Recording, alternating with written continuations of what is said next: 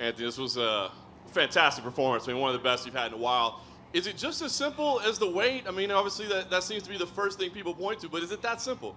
Yeah, I mean, I think it was a little bit of the weight and just the mental preparation. I didn't have no pressure on. Like in the Oliveira fight, I was potentially fighting for a title shot.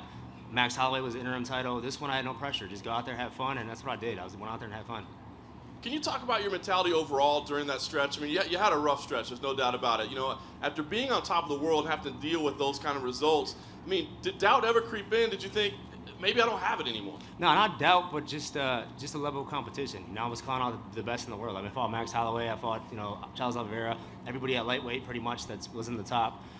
So it wasn't really doubt. It was just getting that mental right. Yeah, definitely you feel like, what am I doing wrong? But I just stuck to it. We got little bro fighting. I think little brother fighting and getting his shine. Like, yeah, we got something special here. Can you say, besides just what this, kind of getting back on the right track means to you, what a win over Jim Miller means, a guy that's been around forever? I mean, just the win in general feels amazing. To be back in the lightweight division. Weight cut was amazing. I didn't have to kill myself. I got to train the whole camp. It just felt good. And I got to ask you about the ending sequence of the fight. I mean, I think you had the victory secure at that point, but you guys kind of got a little crazy and creative at the end. What was kind of going through your mind? Just have fun out there, man. I was like, 30 seconds left. Let's give the fans something to cheer about.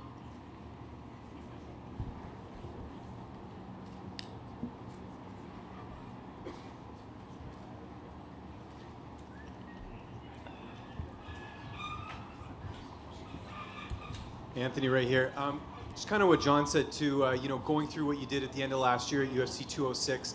Did you, who sort of helped you through that time to sort of, get right back on track and everything? Because it was pretty devastating to kind of lose and deal with the weight cut and everything. My family, my girlfriend, my brother, my daughter, just getting back to, and my coaches too. Obviously, I got Israel Martinez, Duke Rufus. Sergio was in my corner for this fight, but just the coaches and the family really helped me just stay focused and know that I have the talent. Talent was always there. It was never an issue of talent. It was just mental and just wanting it. And everyone watching obviously thought it was a great fight. But you yourself, do you feel like this was the type of performance to kind of remind everyone in the lightweight division that, hey, I'm back? I mean, it wasn't my best performance, but I feel like against a guy like Jim Miller, I hit him with some big shots. He stayed standing, so props to Jim. And you want to kind of keep this momentum and fight soon? When are you looking to go back again in the octagon? You know what? I'm going to take some time. It's my daughter's birthday tomorrow. I'm going to take some time with her, enjoy that, and then we'll look at where we're going to go. And any thoughts on the next opponent? No idea.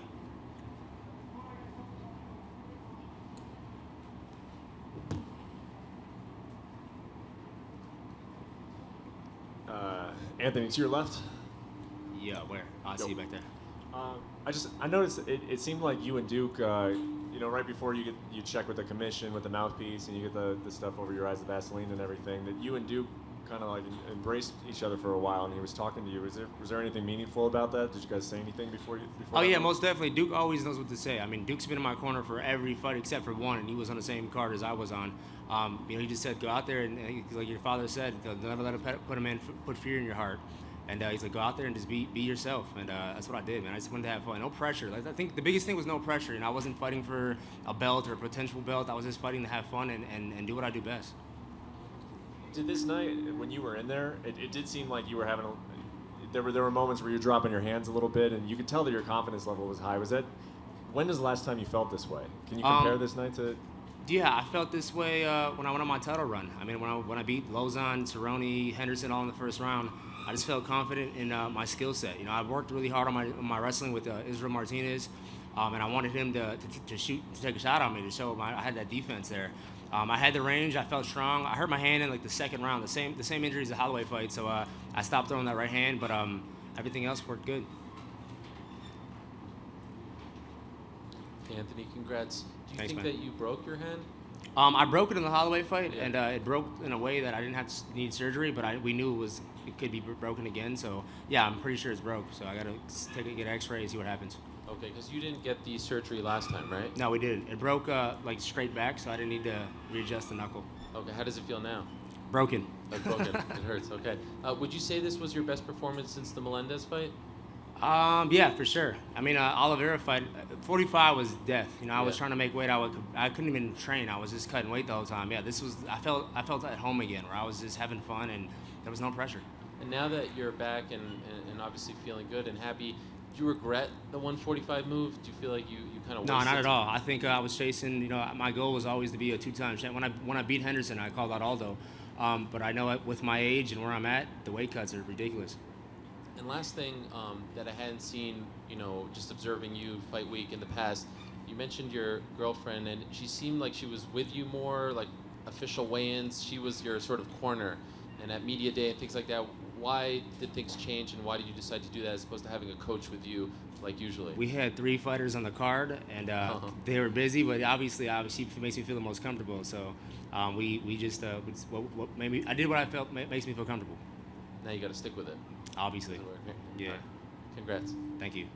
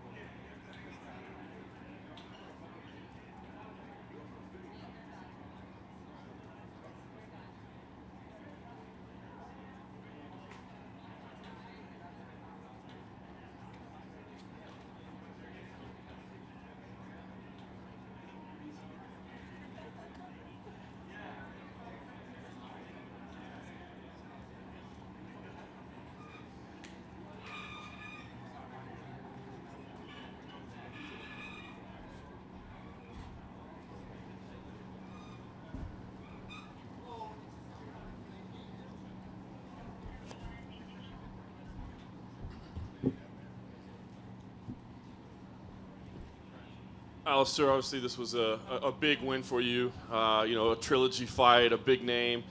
Didn't necessarily come easy though. Of course, you had to survive that third round. So, give us your impressions overall. What did you think about your performance this evening? Well, I'm very proud. I believe that the first 2.5 rounds, I was dominating, picking my shots. The third round was not too clean, a little bit actually, if I'm honest. A lot of respect to Fabricio. His striking is improving with every fight, it seems. He's a tough opponent. He's there to fight. I clipped him a couple times hard. I cut him. I rocked him. He rocked me. When you fight a caliber as Fabricio, it's not gonna be easy. And I think in the second fight he outstruck me. I out-grappled him. I had that victory. And in this one, to me, I was controlling the first 2.5 rounds. And but again, respect him. He's there to fight, and he's not a walkover. Can you talk about your strategy and game plan coming in? Because it was interesting. Your hands were pretty low the whole time, and you were kind of positioning yourself right in front of him and giving him different looks. What was your game plan coming in? Well, of course, his ground game is sublime. It's dangerous. Once he gets you to the ground, he has excellent control. There's submissions there. There's ground and pound. I didn't want to give him that to him. So hands were a little bit lower to block the shot. That being said, I knew the longer the fight would go, I would outpoint him. Of course, the fight stands on the feet, so that's in my advantage. Got to keep it standing. And we didn't get a chance to see it, but we're watching the internet here. I guess Dana just did the post-fight show, and he said, listen, appreciate that Alistair saying he deserves a title shot, but that's not the type of performance that earns you a title shot. Can you appreciate that, going to a decision like that, not being title-worthy, or do you feel like he might be wrong with that assessment? No, Dana White is the boss, and it was a decision. It was not a clear-cut dominant performance. I'm here to do whatever is needed to get that title shot. And if we have to run through somebody else, so be it. If we're going to get a title shot now, then so be it. Alistair, front row to your left here.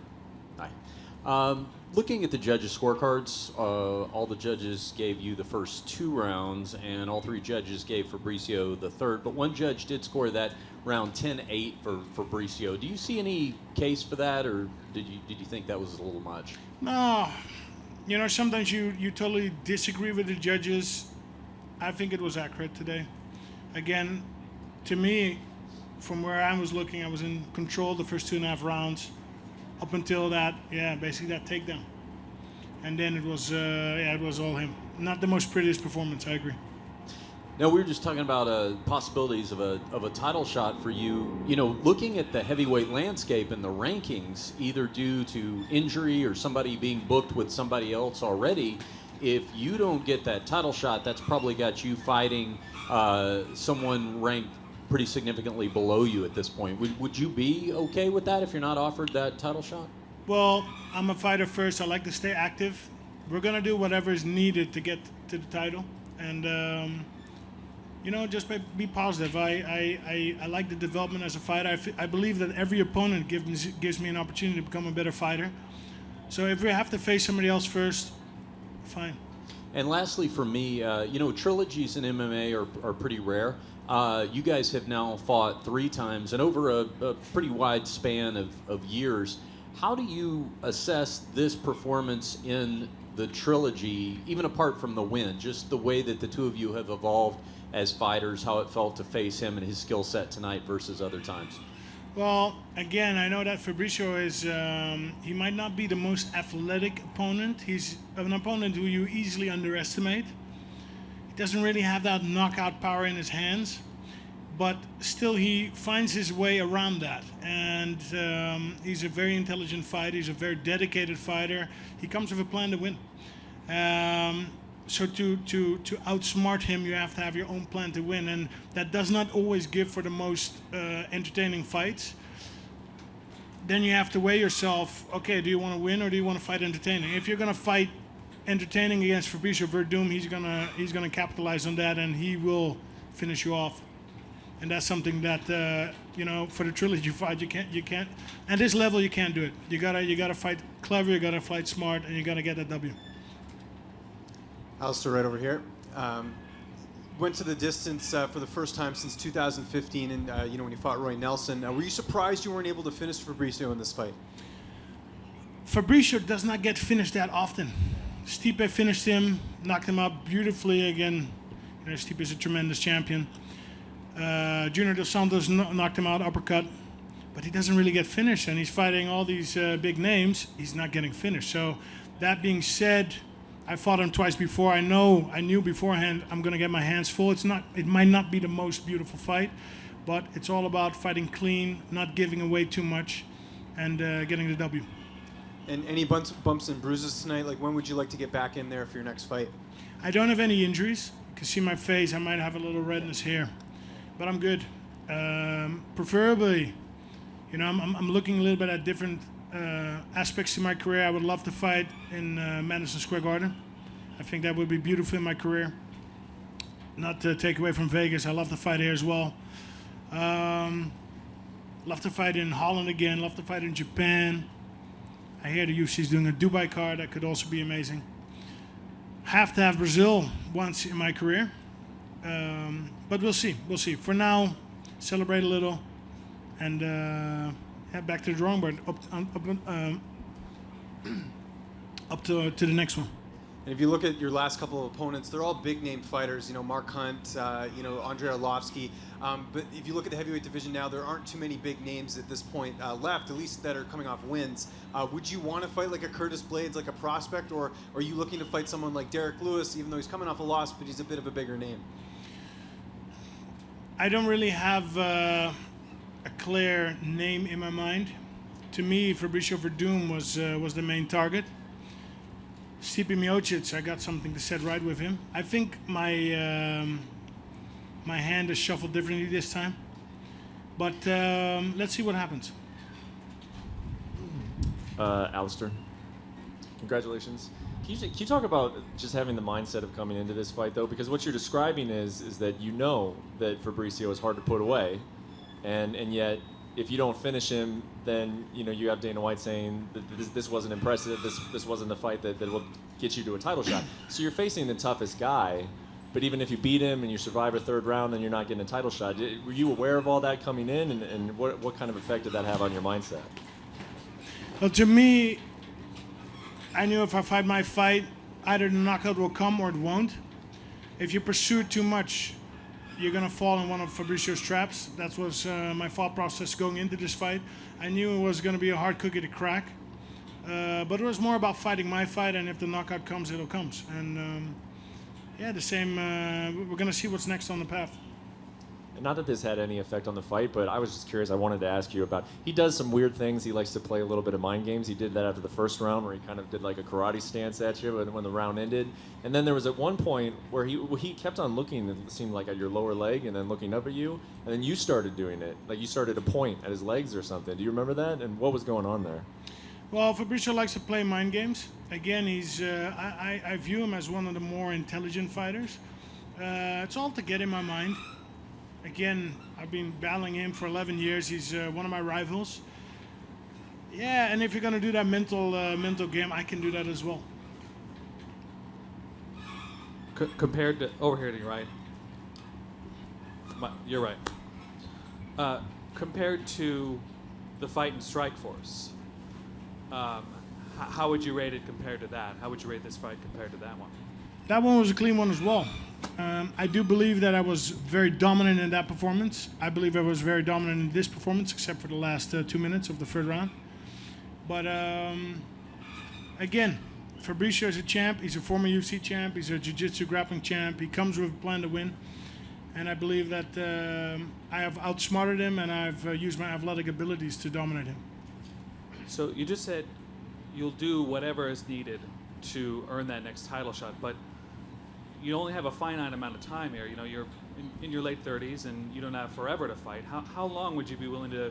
How many fights would you be willing to take in order to get this this title shot? Well, people keep talking about your clock is ticking. Yeah, my clock is ticking, but I feel great, and I'm still beating these top opponents. The way I see it is my body is still perfect. Came into this fight, 0 problems, 0 injuries. I'm gonna keep going till I don't like it anymore, and up until now I love it. I enjoy my career. I enjoy the traveling. I enjoy the training. I enjoy the development. Every opponent makes me a better fighter, and let's be honest. It would be a lot less interesting, more boring if I would not be around. Right? Right. In the third round, it seems like he really rocked you for a little bit. How bad were you hurt? I think we rocked each other. I connected a couple times with him. He connected the knee on me. Was not really hurt. And Fabricio, he's got very strong legs. His punches are less powerful. His ground and pound was not a problem. The knee is never good to take.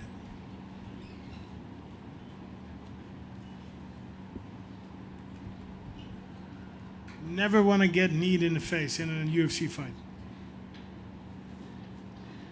Alistair, congratulations. It seemed to me like maybe the big winner tonight was Francis Ngannou, because now he's fighting JDS next, and maybe they won't give you the title shot. Would you be okay with that? Do you think he's done enough if he beats JDS to get a title shot? Well, I respect Francis, but to be honest, I don't believe he's going to get past JDS.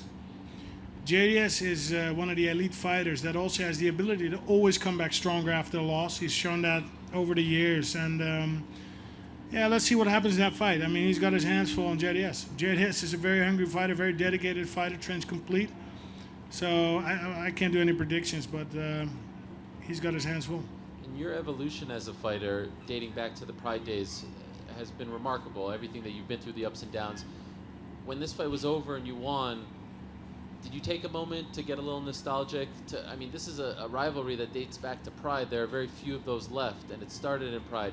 Did you sit back and say, look, I won, 2-1, I win, it's over? This story kind of, you lost that one, you came back in Dallas. Did you have a minute to sit back and sort of appreciate what this closure means to you? Not yet. Not yet. I showered. Now I'm sitting here. After this, we're gonna have something to eat. Not digested it yet. And why did you go back to the sushi before the fight? Why did you play with fire like that? Just 2 pieces. Just 2? Okay. And My favorite. Were you okay? Otoro. Were you okay? Did you feel okay? I was 100%. Okay. Everything in this training camp went perfect. It was actually a little bit scary because, you're waiting for something to go wrong. Everything was perfect. Confidence, didn't overtrain, my diet, leading up to the fight week. Everything was calm, was perfect. The team was great. No rotten apples. So, happy. One last one for you.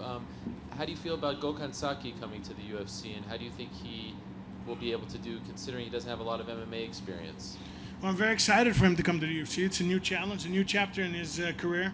He's an elite striker. He's shown beautiful things for both K1 and Glory.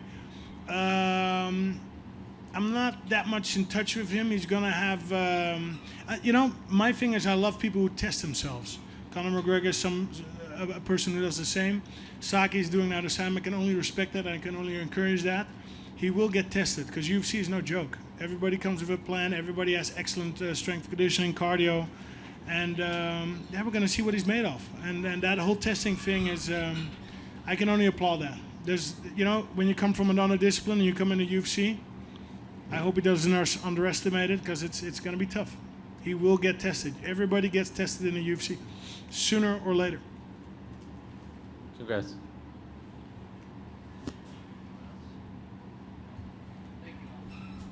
Okay, thank you guys.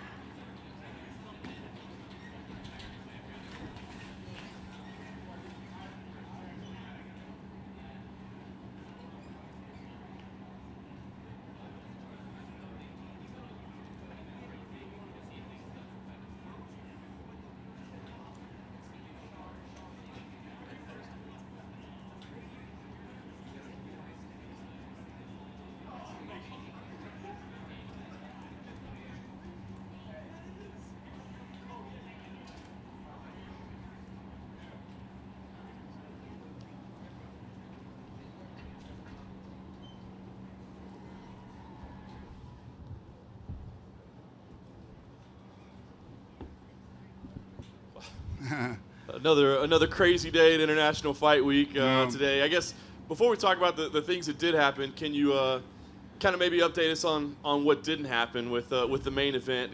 What happened with Amanda Nunes? Walk us through the whole process and just kind of can you give us the latest on her condition?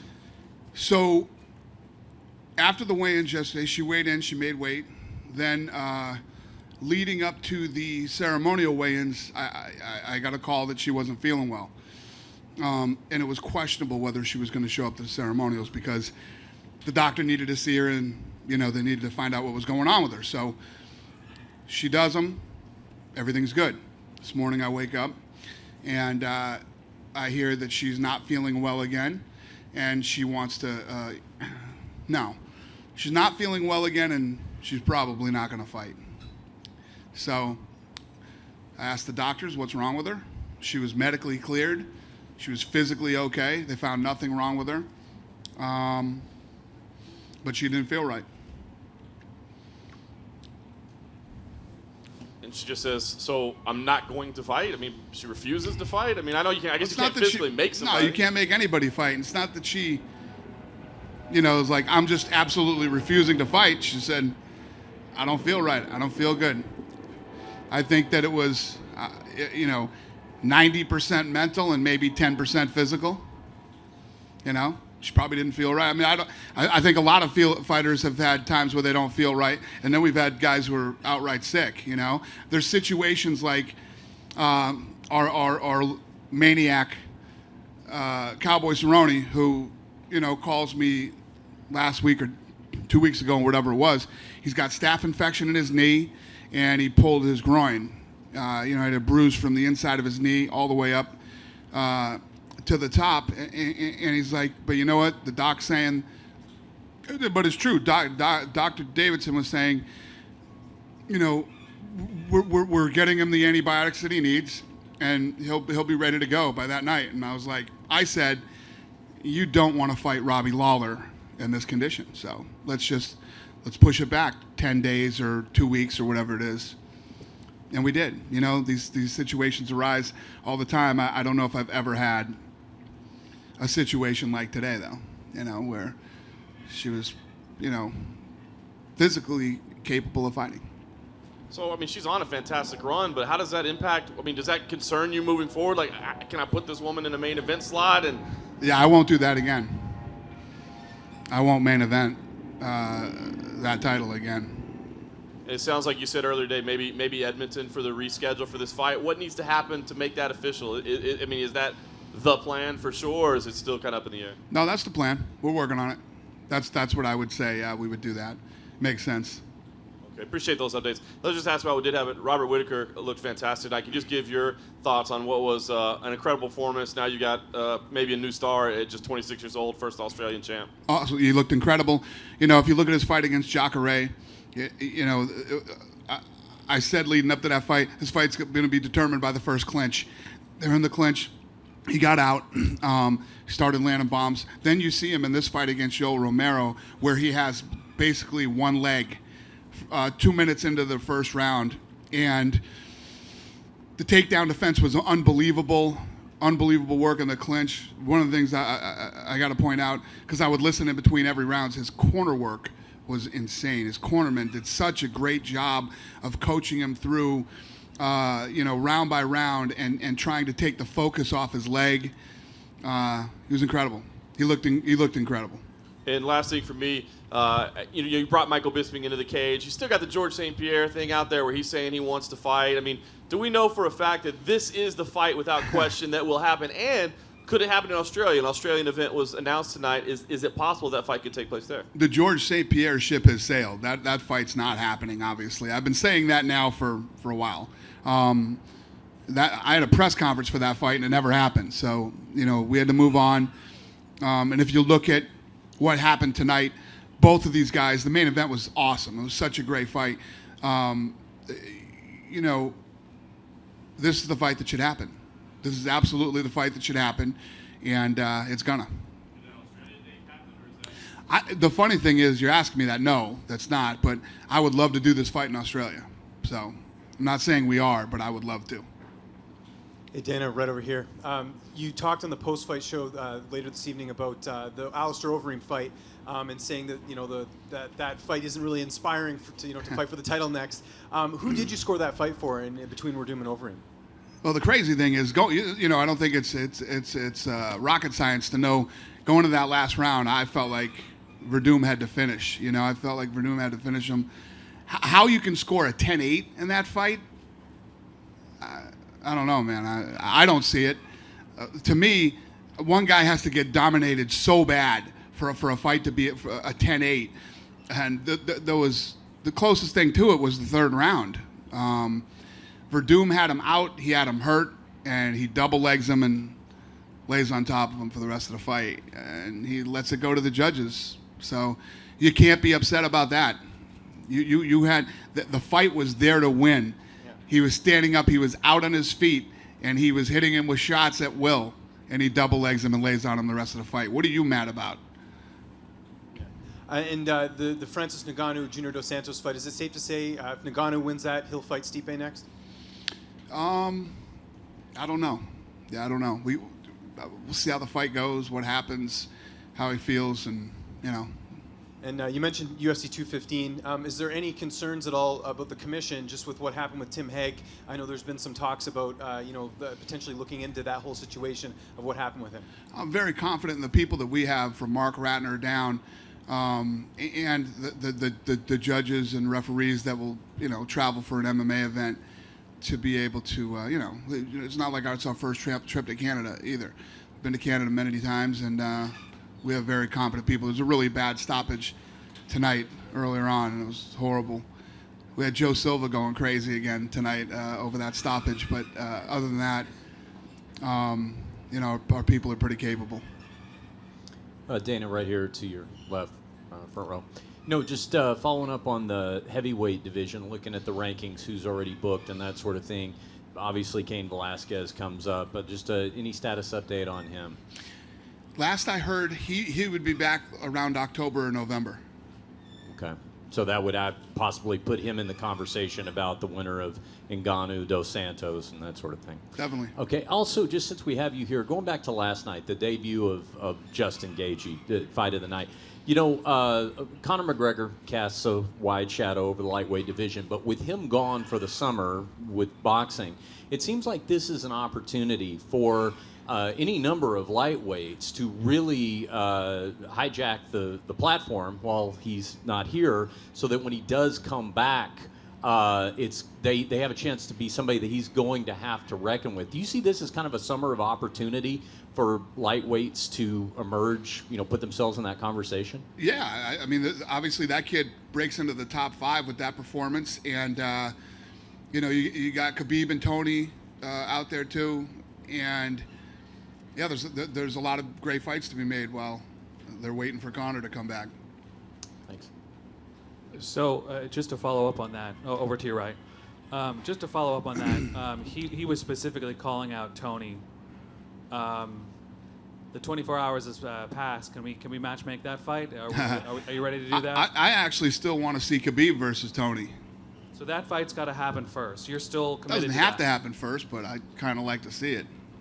Anything can happen. Anything is possible, but we'll see how this thing plays out. I know that Khabib is set up to come to Las Vegas and go to the Performance Institute and work with the nutritionist there and some therapists. But if he's not ready to fight, I do Gaethje and Tony. Yeah, it appears Tony wants it too. So he responded to Gaethje's call out. Basically said he'd do it if it was for an interim title. Cool. That's a statement, not a question. Yeah, we'll see what happens.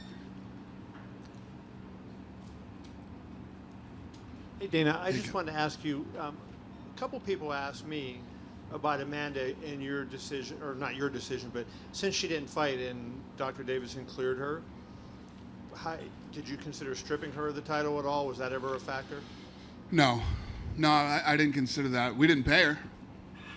Right. And just, how do you deal with those kind of situations when, you've had it before, like when you're going through it, to strip the fighter or not to strip the fighter? Like, what's the thought process? How do you work through that? When you're going through stripping a fighter? Yeah, because she's cleared to fight, so the doctor's saying she's healthy enough, and then she says, I don't want to fight. Like, so I'm not trying to be harsh because I think No, I think you did the right thing. It's a great question. It's a great question, and we've never seen anything like this from her before. There's no pattern of her refusing to fight somebody, or those are the type of situations. I mean, where I'll read something where a guy says, "Yeah, I refuse to fight this guy." I'll tell you, it just happened with DJ. We have a fight for this guy. It's for his chance to break the record. Is a very credible guy that wants to fight him. The guy's cutting weight, getting ready, and all this stuff, and he's absolutely refusing to fight him. So that's when I sit there and start going, well, first of all, you're the pound for pound best fighter in the world, number one. Number two, you're on X amount of defenses, and you're absolutely refusing to fight somebody. When there's a pattern of that, then I start looking at stripping a guy. Just to ask you one question about Whittaker. I mean, the journey that he was on, here was a guy that lost 2 in a row after he got into the UFC, seemed kind of adrift. Can you kind of comment a little bit about how he was able to turn his game around? And there have been few UFC fighters that have improved as dramatically as he has in a very short period of time. Yeah, no, Whittaker, I mean, the guy looked absolutely incredible. Like I said, his takedown defense against guys like Jacare and tonight against Romero is unbelievable, especially looking, when you look at, he was really injured in that first round. His leg was completely jacked up, and the performance he had tonight was incredible. He looked unbelievable. At 26, you say, what's this guy going to look like when he's 29? And he's got a really good team around him, too, so very impressive. Hey, Dana, over here. Shevchenko's team told me that they were offered Edmonton tonight and accepted, and now they're waiting for Amanda. Is that accurate? Yes, I know that both camps were offered Edmonton. I don't know where we are on it, though. Amanda. I don't know who is accepted or who hasn't, or if the fight is made. I don't know. What do you make of Travis Brown? 4 in a row now, and doesn't seem like the same kind of fighter. Yeah, it's crazy. Travis Brown was one of those guys, right before I would say the Bigfoot fight. Even the Bigfoot fight, he got injured. He blew his hamstring or something weird happened to him in that fight. Guy looked like he was going to be a world champion. It's just, this is one of those sports, you never know. One minute you're absolutely unbeatable and unstoppable, and the next minute you can't win a fight. Do you think that he'll stick around? I think that Travis should retire. Okay. Have you told him that? I have not. Okay. Did you have a chance to talk to Cyborg? I did not. Will you unblock her on Instagram? She's bothered by this. She's bothered by what? That you blocked her on Instagram. She brought this up today. What the fuck? She said that. Where's my phone? Give me my phone. Why would I block her on Instagram? That's craziness. She's following the wrong Dana White. I'm going to look at this right now. Okay. Can I ask you a question while you do that? Yep. Or do you want to focus on that? No, I can multitask. Okay.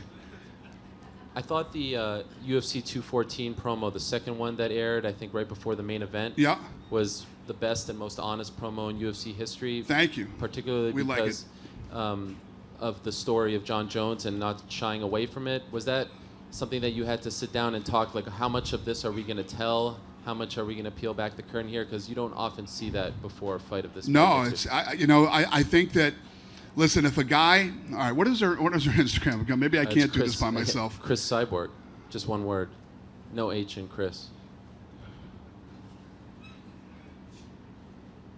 Chris Cyborg MMA? No.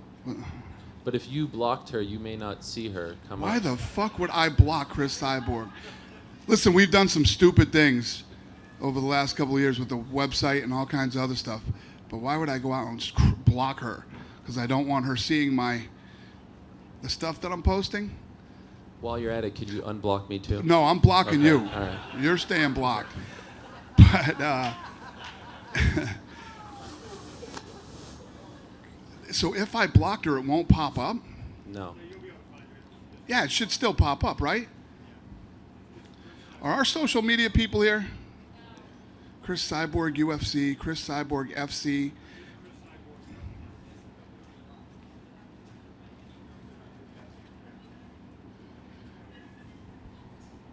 Help me.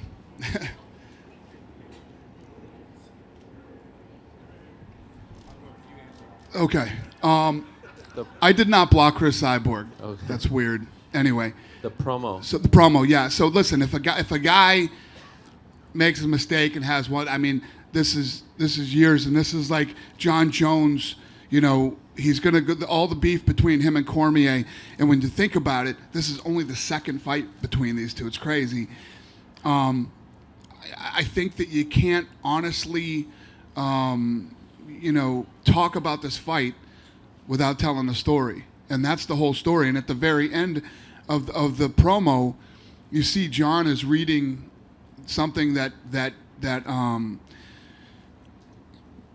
Cormier had written, and he's like, "I'm a good person, you're a bad person, you're a this and I'm a that," and he goes through this whole thing, and he basically ends it with, "I have to win this fight, I have to get my life back." So John Jones is being about as honest as John Jones can be too. So it just, all of that put together is what makes it one of the greatest promos we've ever done.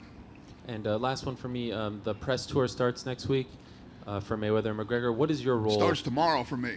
Well, okay, so what is your role in all of this? I don't know. Like, are you going know. to be at the press conference? Yeah, I'll be at all of them. I'm going on the whole tour. The way that this thing's laying out, this is Lene and Mayweather's team are putting this thing together, and I think it's going to be a hybrid of the boxing press conferences and UFC press I don't know. I think it's going to be more like a boxing press conference than it is our press conferences. You know how mine are. No bullshit. We walk in and we sit down and we, what's up? Who has the first question? And we get it rolling. I think there's going to be a lot more bullshit in this one. But you'll be on the stage, like, as... What's that? Yeah, listen, I'm going to sit there with a mic, and when you ask me a question, I will answer it. I'm not going to get up and give any speeches or do any, anything like that. I think Conor and I will come in. Conor and I will sit down, and we'll answer questions when asked questions. I think that the rest of the people that are going to come in, I think there's going to be a lot of people that come in and talk, and a lot of speeches. Ellerby asked if he could come to the fight. He wanted to bring his daughter and wanted to come, and I thought that was great. Yeah. No meetings. Everything's done. The business is pretty much handled. There's stuff that pops up left and right. This thing has really been smooth and has gone really well. Dana over here. You said on the conference call that if y'all didn't have the press conference set up already happened by fight week, that we were going to be in trouble. So are we in trouble? I'm sorry, what did I say? That we didn't have the press conference by fight week, we'd be in trouble. By International Fight Week? Yeah. Yeah. Well, what happened was we started to sit down and look at it. First of all, you got my schedule, you got Conor and Floyd's schedule, and other people that were involved. And it made more sense to do it after International Fight Week. I mean, I wasn't even in town until last Wednesday, and it's the way that it worked out. We're going on this thing. Staples Center is sold out. By sold out, I mean they did tickets. There's no more seats left. Barclays sold out. We had to get a bigger venue in Toronto, and we're doing Wembley in England. It's going to be crazy. Are you going to make Conor get there on time? Because Floyd comes an hour and a half late to press conferences. It's going to be a fucking shit show. You know that. Absolute shit show. So, I don't know, man. It's going to be crazy. And switching gears back to MMA, what did Valentina get compensated for today? What did Valentina get compensated? Yeah, did she get paid? I think she got $70,000. And what do you think about Anthony Pettis? he looked like Anthony Pettis tonight, man. He looked incredible, especially against such a tough, durable grinder like Jim Miller. And last but not least, everybody talk about Justin Gaethje. What do you think about Kevin Lee and Gaethje in Detroit? Yeah, the thing that's great in that division right now is there's a lot of possibilities. There's a lot of possibilities. So, like I said, I personally would like to do Khabib and Tony. See what's going on with Khabib. See when he's going to be ready. And if he's not ready, then we'll move with one of these other fights. Dana, going back to Nunes, was it a weight cut issue? Do you know? Was what a weight? Come over here. On the, Amanda? Yeah. Nunes. No. Not a weight cut issue. No. I'm not saying that she might not have been affected by the weight cut, but she was healthy. It does seem like a lot of weight cutting things have kind of messed up cards for you guys lately. It's true. That's something that you guys want to address. Obviously, CSAC is kind of addressing it, but anything that you guys can do? Well, weight cutting's always been a problem, and it always will be. But the Performance Institute's going to help a lot of that. Really, really is. And just last thing, Jess Guy was here ready to fight last night. Was there any consideration to have her come in and fight Valentina tonight? No, when you get somebody who's she's prepared mentally and physically for the fight that night, and the fight doesn't happen, usually puts these fighters in a. Who knows what she did that night, or where she went, or what the deal was. Plus, the reality is that there was, the champ was not hurt. It's not hurt.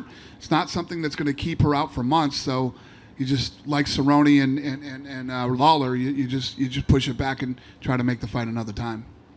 It's the thing. It's what makes the most sense. It's like Joanna Jędrzejczyk was like terrorizing me to make this fight for her tonight, but you can't do it. It's too hard to do. You can't make a fight in hours. Plus the medicals that she would have needed to go through, and it's tough to do. You good?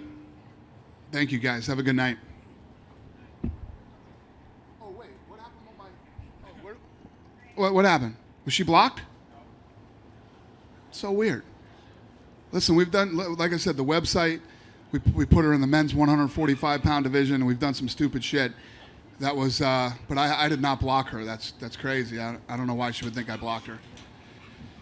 All right, thanks. Oh, here, you know what? I got you guys 12,834. The gate was $2.4 million. The fight of the night was Romero and Whittaker. The other two bonuses were Rob Font and Chad Lepre. And that's it. All right? Thank you.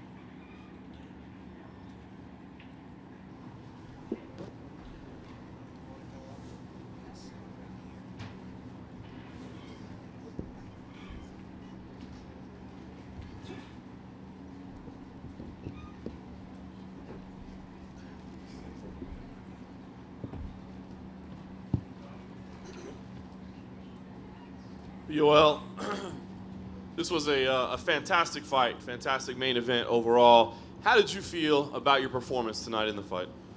Joel, esto fue un fantástico main event. ¿Cómo te sientes? ¿Cómo lo hiciste hoy por la noche? Thank you so much. Tú sabes, una derrota siempre duele, ¿no? Simply a loss. Pero le doy gracias a Dios. But I thank God. Salí con algunos cortes, ¿no? Pero estoy lleno de salud. I came out of here with a couple of cuts, but I'm still full with health. Y sigo aprendiendo. And I keep on learning. Y cada día que pasa, sigo viendo que las posibilidades son reales de ser campeón. And every day that goes by, I keep seeing that the reality of being a champion is still there. Es una noche magnífica. Magnificent evening. You won the first 2 rounds on all 3 judges' cards, then Rob came back and won the final 3 rounds. People talk about your cardio a lot. Was this an issue of you getting tired, or was this an issue of Rob making adjustments to come back and change the fight? Ganaste los primeros 2 rounds y Robert regresó y ganó el tercero, el cuarto y el quinto. La gente dice y habla de tu cardio. ¿Ese fue el asunto o fue que Roberto hizo ciertos ajustes para ganar esos rounds? Bueno, yo creo que la pelea hasta el último minuto del último round, la pelea estuvo pareja. I think that up until the last minute of the last round, the fight was even. En mi humilde opinión, creo que ahora cuando nos sentamos en Miami, que vamos a revisar el video de la pelea, creo que no sé cómo fue que llegué al suelo en el último minuto. I'm going to review the whole fight as soon as I get back to Miami, and I don't know how I went to the ground in that last minute of the round. Pero creo que si esto no llega a suceder, el resultado hubiese sido distinto. But I really believe that if that did not happen, the results would have been different. And I guess last thing for me, I know how important this night was for you. Where do you go from here? I mean, are you already itching to get back in there and put this behind you? Do you feel like you need some time off to rest? What do you want to do next? La última pregunta de mí, y sabemos que esta noche era bien importante para ti. ¿Qué piensas hacer ahora? ¿Estás buscando la pelea otra vez enseguidita o vas a descansar? ¿Qué es lo que piensas? No, yo estoy bien, estoy listo. Tengo un golpe en la pierna derecha, en la pierna izquierda, en la parte de lo que es la parte de arriba de la pierna. Esperemos que no sea nada grave y ya estamos de nuevo en la batalla. No, I'm ready. I do have a pain in my left foot, but we'll hope that it's nothing big deal, and I'll be ready to continue the battle. El juego no se ha acabado. El juego no se ha acabado. The game has not finished. Esto tiene segunda parte. We got a second part coming. To be continued. Yoel, in the octagon after the fight, you said that you did know that his leg was injured. When did you know? Did you know right when you landed that strike, or did you find out sort of in his face later on? Después de la pelea en el octágono dijiste que sabías que su pierna estaba lesionada. ¿Cuándo fue que te diste cuenta? ¿Al momento o después? Después cada vez que intentaba hacerle la misma el sidekick a la pierna, que él la cambiaba. After when I noticed that every time I would go to do a side kick to the same leg, I would notice that he would, switch it. And you didn't stop attacking the leg, but it never really seemed like you really targeted it either. It never felt like it was something that you were really going for. And even he said during after the fight that had you kicked it again, he may not have been able to stand on it. Were you trying to target it and he just was doing a good job of taking it away, or do you wish you would have targeted it a little bit more? Se ve que no estabas atacando tanto esa pierna y hasta Robert dijo después de la pelea que si le hubieras metido otra patada de nuevo, él no hubiera podido seguir la pelea. ¿Quisieras haberle hecho más daño a la pierna? Sí, claro, pero él no me daba la posibilidad. Of course I wanted to, but he wasn't giving me the opportunity. Cuando intentaba hacerle el mismo sidekick a la rodilla, él cambiaba las piernas. Every time I tried to do the same side kick to the knee, he would switch his legs. Y estaba corriendo el riesgo de quedarme dentro de su guardia, And I was running the risk of remaining inside his guard, al alcance de sus manos. you know, where his reach would have got me. And what are your thoughts on Robert now facing Michael Bisping? And you said to be continued. Are you anticipating Robert winning that fight and he'll be the champion when you get there again?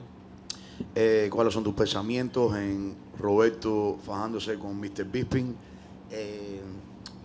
Tú dices que esto va a continuar, que el juego sigue. ¿Tú piensas estar ahí cuando él coge el campeonato? For sure. Como mismo estoy aquí sentado. For sure. Just like I'm sitting down here. Esto no se acaba. This doesn't finish. Yo tengo una gran convicción. I have a great conviction. Yo me voy a llevar este título. I'm taking this title. Last question for me. Do you think you'll ever fight Michael Bisping? When he came into the cage, you two seem to have some kind of altercation there. Do you think you two will ever actually square off in the octagon? Última pregunta. ¿Tú crees que de verdad vas a tener oportunidad de fajarte con Mr. Bisping? Cuando él entró en la octágono, se vieron y hubo una confrontación un poco rara. ¿Vas a tener oportunidad de pelear contra él? Bueno, si él le gana a Robert, yo estoy ahí. Well, if he beats Robert, I'm there. Además, los caminos son misteriosos, siempre. Anyways, all paths are very mysterious always. Tú no sabes lo que puede pasar el día de mañana. You never know what could happen day or tomorrow. ¿Quién quita que, no sé, pasa algo y Dana me llama y me dice, Joey, arriba que te toca de nuevo? Hey, you never know. Dana might call me, something might happen, and he might tell me, Joey, it's time to come get it. Joel, aquí al frente. Hablando después de la pelea, ¿qué pudiste hablar rápidamente con tu equipo? ¿En qué falló el plan de trabajo? En realidad no hubo ningún error. Creo que son cosas que pasan. Ya les dije, hay que revisar el video, cómo fue que llegué a caer abajo en el último minuto del último round. Si eso no llega a pasar, a lo mejor tenemos el cinturón delante ahora aquí. I need to review the video, and I really need to see how I fell to the mat in that last minute of that last round. If that wouldn't have happened, more than likely I would have the belt sitting right here in front of me. Alguien de tu equipo te mencionó lo que fue gradualmente tu cardio, que a partir del tercer round descendió tanto hasta el último round, perdiste esa velocidad que ibas ganando. Creo que el juego lo teníamos bastante controlado. Yo no me sentía tan cansado, quizás tengo que revisar, pero yo no me sentía tan cansado. Simplemente quisimos darle, son cosas que a lo mejor le parecen locos, ¿no? Pero quisimos darle el cuarto y darle el cuarto round sin tirar tanto, dejarlo que él se moviera, que él se desgastara un poquitico más, para entonces nosotros apretar un poquitico más el quinto. Y eso es lo que íbamos a hacer. Pero no sé cómo fue que caí abajo al piso y se fue la pelea ahí. To tell you the truth, I did not feel very tired. We decided as a team to give him the fourth round, and finish it at the fifth, and that was the game plan. But, I fell in the fifth, and that's what made the decision of the fight. Por último, ¿pesó algo extra el hecho de pasar del co-main event a ser el evento principal de la noche? No, para nada, todo lo contrario. Todo lo contrario, es una bendición.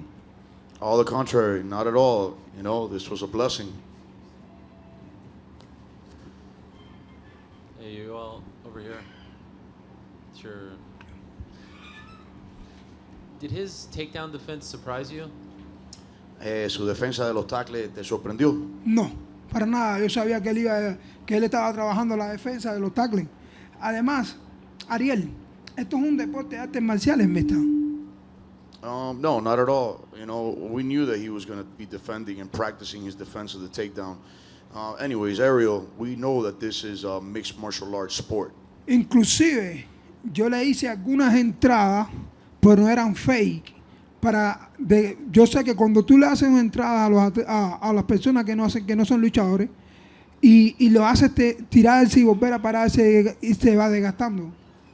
You know, inclusively, you know, we did a bunch of fake shots at him. We know that anyone that does not know how to defend, you know, takedowns good, they get wasted as you keep faking shots at them. I couldn't quite tell, but at one point, did you or someone in your corner throw a flag at Michael Bisping, and was that the Cuban flag, and did he rip it? ¿Qué dice? Alguien en la esquina de nosotros le tiró una bandera a Mr. Bisping. I don't know. No, No. Bisping was me tiró a mí la bandera. Bis- Mr. Bisping rompió la bandera y me Mr. la tiró a mí. A la reja. Come on, man. Mr. Bisping ripped up the Cuban flag and threw it at Romero at the fence where Romero was at. How do you feel about that? ¿Cómo te sientes con eso? ¿Tienes bandera? Do you have a flag? Yes. ¿Tú la amas? Do you love it? Yes. ¿Das la vida por tu bandera? Would you give your life for your flag? ¿Por tu country? It's your country. Es lo mismo. Same. So do you feel like he crossed the line? Siente que cruzó la línea.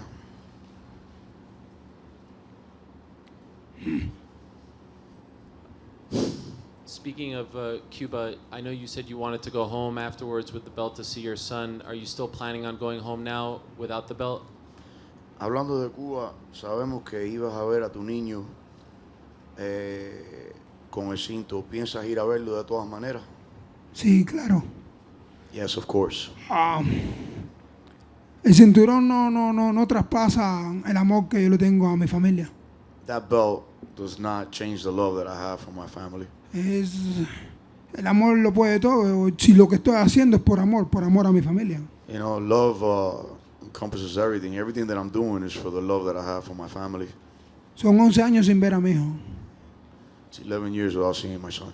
Creo que gracias a Dios es una buena oportunidad para ir y regresar con más fuerza. Thanks be to God, this is a great opportunity to go to Cuba, see my son, and return with a lot more strength. And just one last quick one. You seem to be in incredibly good spirits despite the loss. You said this was a great night. Can you explain? Usually when the person who loses the main event comes, they're upset, they're maybe crying, but you have a smile on your face and you seem to be taking this very well. Can you explain why that is? How are you doing this? Parece que estás en muy buen espíritu.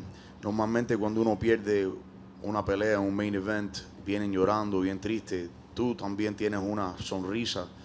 ¿Cómo estás llevando esto tan bien? ¿Puedes explicarnos esto? Muy simple. Very simple. Todos los que estamos aquí tenemos salud. Everyone that's here, dilo otra vez. Tenemos salud. Everyone here has health. Tengo salud. I'm filled with health. Estoy haciendo lo que me gusta. I'm doing what I love. Estoy haciendo lo que ayuda a mi familia. I'm doing what helps my family. Estoy aprendiendo. I'm learning. A pesar de mis 40 años, Besides my 40 years of age, me siento como un pionero en este deporte. I feel like a pioneer in this sport. Yo voy a continuar. I'm continuing. For Yoel, earlier you said that you kind of had a strategy as a team to kind of take off the fourth, win it in the fifth. Were you kind of scoring? Were you guys scoring in the corner along with the judges, and you felt that you were up 2-1 after the third round? Si tenías una estrategia con tu equipo que iban a regalar el cuarto y ganar en el quinto, ¿estabas pensando igual que tu esquina que habías ganado hasta ese punto? Sí, claro. Yeah, of course. And then I guess in the fifth round when you talked about you have to go back and watch the slip, what was the thought process being on your back and knowing that the strategy was to win the fifth round, now you're on your back? What were you thinking kind of being in that position with only like about 2 minutes to go?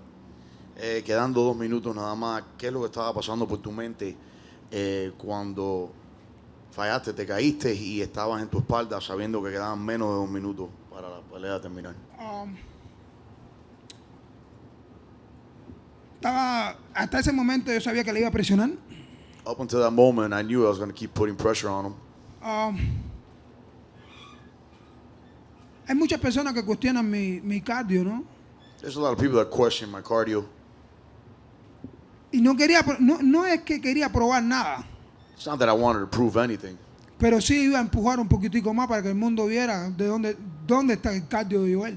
but I was going to press a little more so that the whole world can see where my Joel's cardio is. Pero bueno, son cosas que pasan. Me caí, eso es lo que más me preocupa hoy. Lo que más me preocupa hoy no es que perdí la pelea, sino cómo llegar al piso.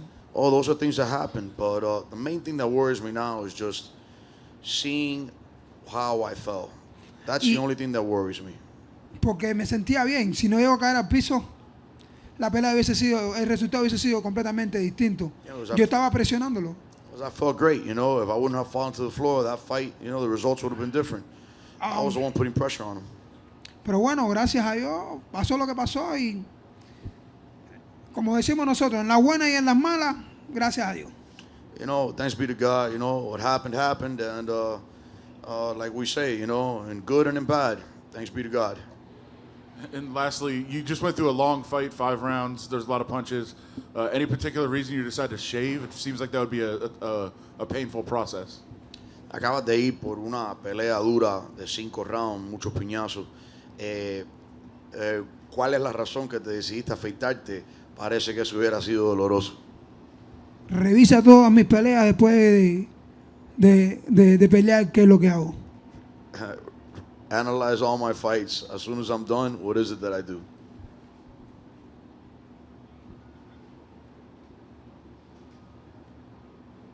He shaves.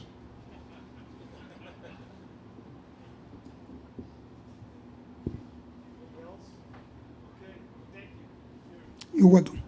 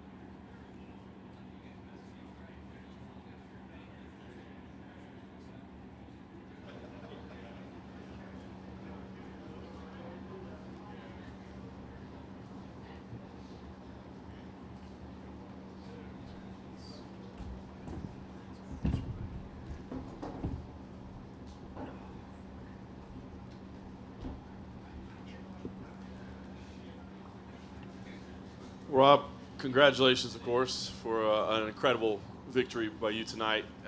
You've been working so hard to get to this moment. I imagine you haven't had much time to sit down and reflect yet, but can you just tell us what the emotions are like having finally earned this belt? It's pretty good to start with.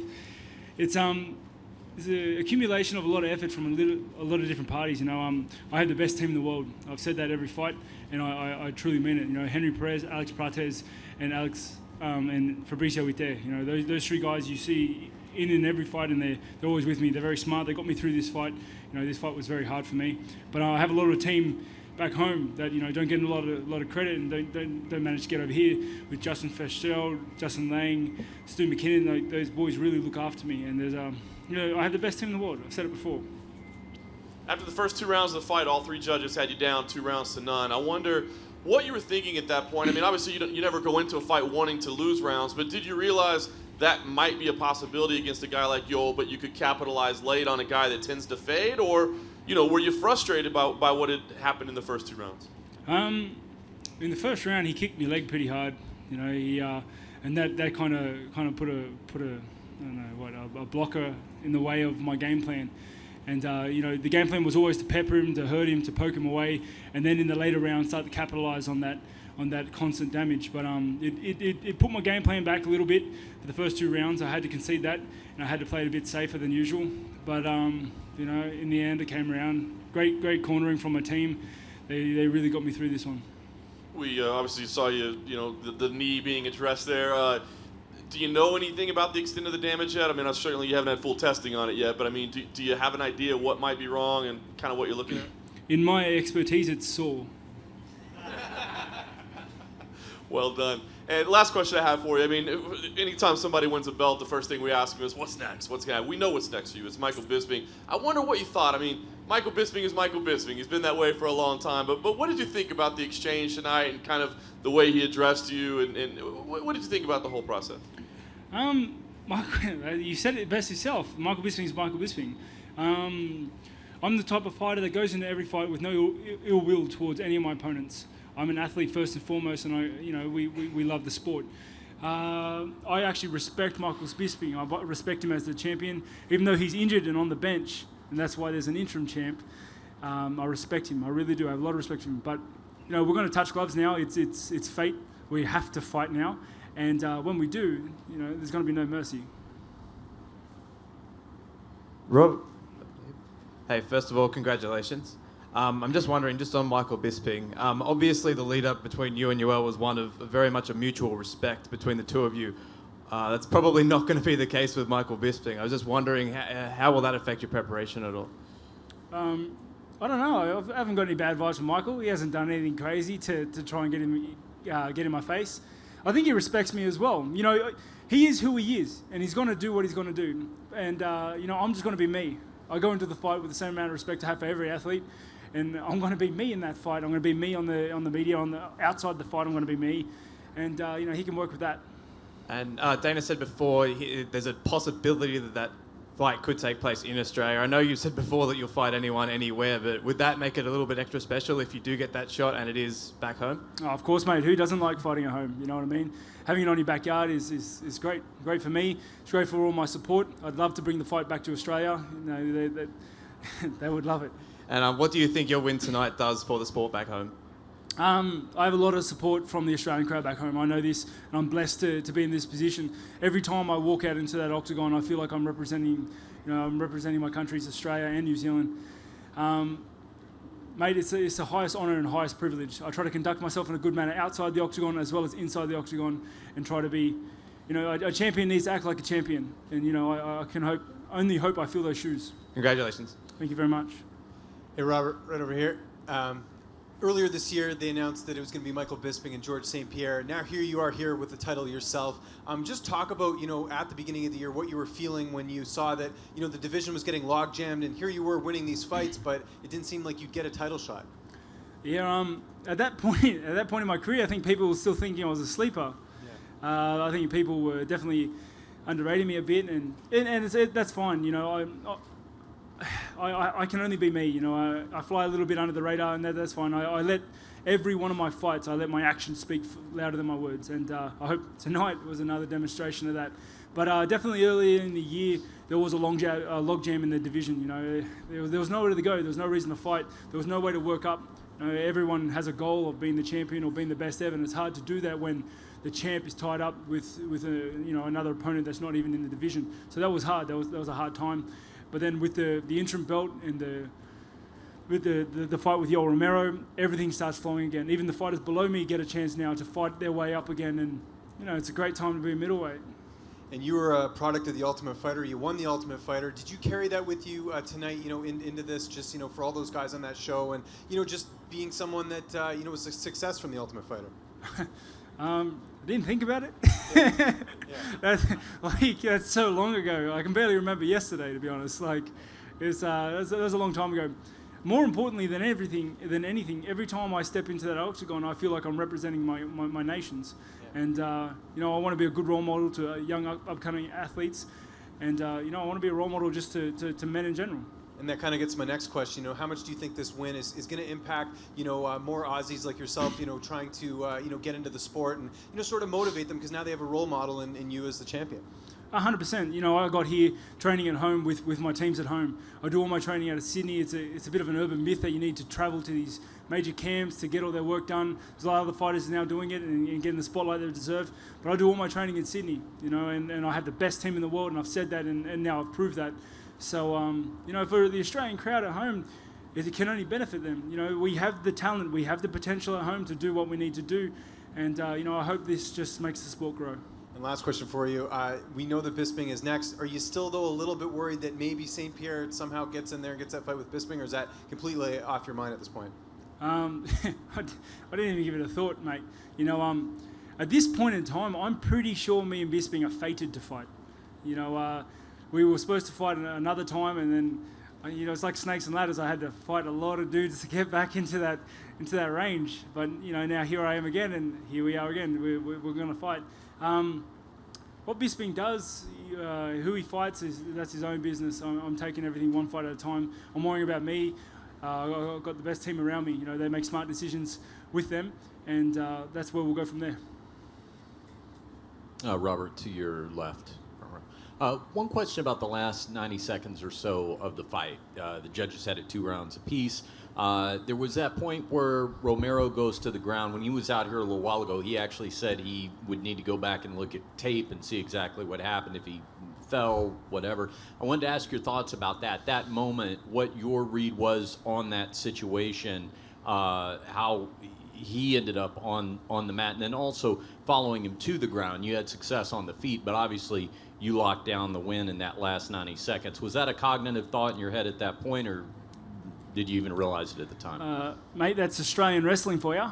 And that's, I think we got there in the scramble, and I had a really dominant position. I felt comfortable in that position to do damage and to control the fight. It was definitely a favourable position for me. I'm not going to give up a position like that for no reason. So I definitely thought, I'm in a strong position, let's stay here and let's try to elbow the hell out of him. Did you have any thought that this could be the fight right here? Did it feel as close to you as it might have been at that point? I could hear my corners. My corners were yelling at the time.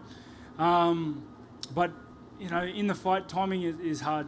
Finding timing and trying to understand how soon or how much. I don't fight like that. That's not how I fight. I don't fight calculated too much. I go in there and I do my thing, looking for the finish from the first minute to the last minute. And I was trying to do that in that minute as well. Robert, right in front. Congratulations. First thing I want to ask you is, last week Manny Pacquiao, a great legend, loses to Jeff Horn in Australia. So Jeff Horn wins the title. You come back and do this. I mean, did you take anything from that fight? Did you see that fight? Do you know Jeff at all? And was there anything that you could take from his success over a legend like Pacquiao that kind of give you a little inspiration? It must be those Aussie shovels, huh? No, but all props to Jeff Horn. He put his heart out on the line and fought a really good fight, a hard fight. And I hope I did the same tonight. I went out there, I put my heart on the line as well. We dig deep, we train hard, and we get the job done. I guess when you see that, does it make it more real for you? Like, hey, he was a 10-1 underdog or whatever, and he comes back and wins. Does it make it real? Hey, if I follow my game plan, if I do what my coach has told me to do, this is real, I can win this? It's like, did it feel more tangible when you saw that at all? To be honest, mate, I was fighting Yoel Romero. There was not a second of attention or focus I could deviate for him. You know, every thought of every day went into fighting Yoel Romero. That was, you know, I was preparing for a war with one of the most dangerous dudes in the world, and I don't have time to think about any other fight, you know, or any other fight. Unfortunately, you know, I stayed in the media loop, and some of my coaching team told me about the results, but mate, I had all systems go on Yoel Romero. And I just want to ask you about the pain in your leg when you were throwing a lot of kicks, and you know, when you're bracing off that. I mean, how much did it hurt? Did you actively feel it, or was it your adrenaline going? You didn't feel it till later. The first 2 rounds were pretty rough. You'll notice I don't throw any left kicks, so yeah, it was rough. But you know, I think this was a really good fight for me at this time in my career.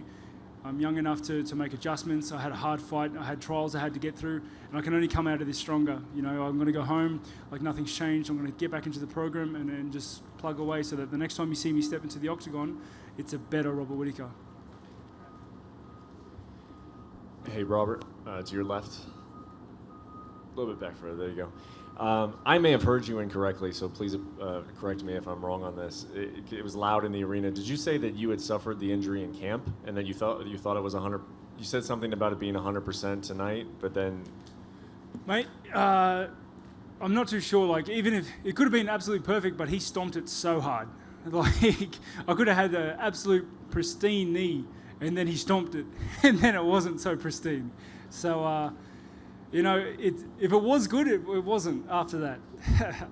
Okay, so but you did do something to your left knee during the training camp? Yeah, you know, every fighter has to train with niggly injuries. You know, I had niggly injuries coming into the fight. I thought they were 100% until Yoel Romero stomped on it. So what does that feel like in the first round of your title fight? You know, you had this injury that you thought was good, and then it wasn't. I mean, was there any sense of panic even initially, at least initially, when that happened?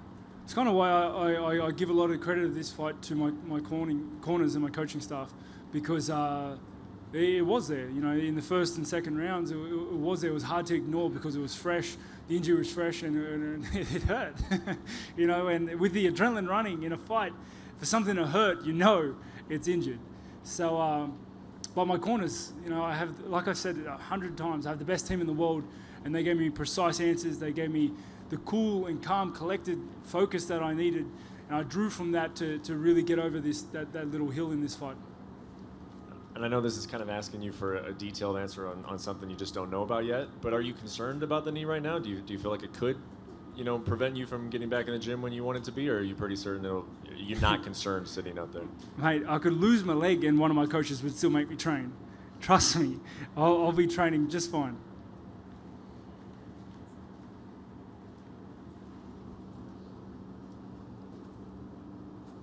Hey, Robert, congratulations. Just had a question about your hand, because you thought that you had injured it after the Jacare fight, and I know this was a big opportunity. How does it feel after the fight tonight? My hands? Yeah. They're a little sore. You know, that's the thing with throwing them at people. Sure. But I have a really good rehab system back home. I have a really good coaching staff, and we make sure that we train our out season like rehab as much as the in season. But you don't think that you re-injured it or broke it or anything like that? Not my hands at this stage, no. Okay.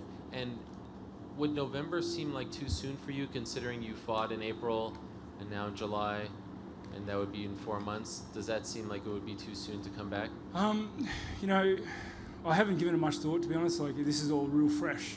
I said to a lot of interviews before the fight that my calendar year really literally ends before I fight Romero.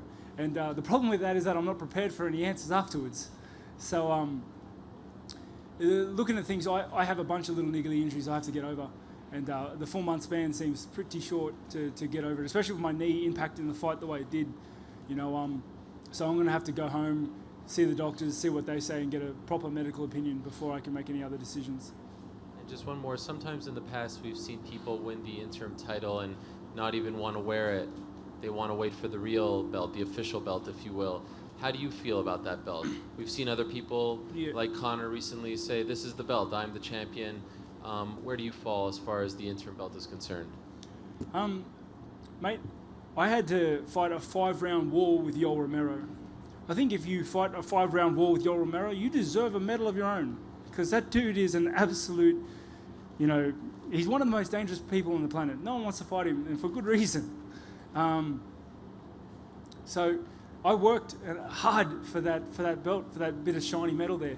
And, that's what that is a symbol of, that I am now the #1 contender while the current champ is on the bench. I'm filling his seat at the moment. I'm taking on the head honchos, I'm taking on those killers, and then I'm taking on the responsibility of being champion. Thank you. Congrats. Thank you very much.